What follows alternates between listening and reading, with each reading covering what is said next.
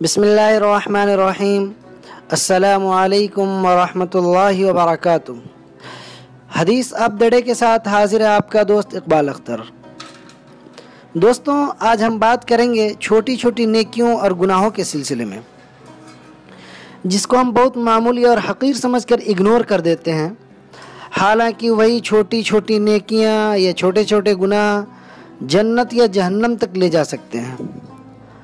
اللہ تعالیٰ سورہ زلزال آیت نمبر 7-8 میں فرماتا ہے، فَمَن يَعْمَلْ مِثْقَالَ ذَرَّةٍ خَيْرًا يَرَهُ، جس نے ذرہ برابر نیکی کی ہوگی وہ اسے قیامت کے روز دیکھ لے گا۔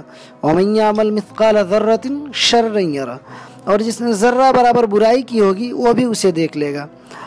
آج کی حدیث صحیح البخاری کتاب احادیث الانبیاء حدیث نمبر 3467 سے ہے۔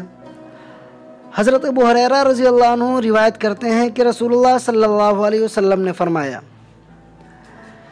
ایک کتا کنویں کے گرد چکر لگا رہا تھا، قریب تھا کہ پیاس کی وجہ سے مر جائے کہ اچانک اسے بنی اسرائیل کی ایک بازارو عورت نے دیکھا۔ بس اس نے اپنا موزہ اتار کر اس کے ذریعے کنویں سے پانی کھینچا اور اسے پلا دیا۔ اللہ تعالیٰ کو اس کا یہ چھوٹا عمل اتنا پسند آیا کہ اللہ تعالیٰ نے اس کے گناہ کو بخش دیا اور جنت میں داخل کر دیا۔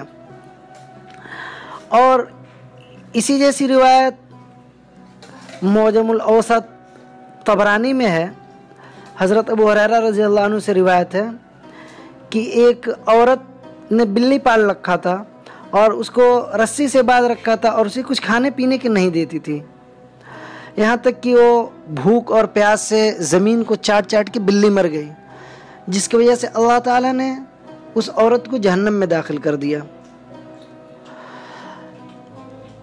اللہ تعالیٰ ہماری عبادتوں سے بے نیاز ہے، وہ ہمارے طویل سجدوں اور بڑی بڑی تسبیحات کی اللہ کو ضرورت نہیں، بلکہ ہمارے دل اور نیتیں دیکھتا ہے۔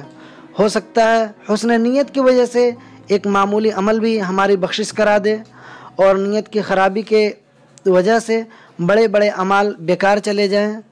تو اللہ تعالیٰ سے دعا ہے کہ اللہ تعالیٰ ہمارے چھوٹے چھوٹے اعمال کو قبول فرمائے اور ہمیں جنت میں داخل کرے، آمین۔ السلام علیکم ورحمۃ اللہ وبرکاتہ۔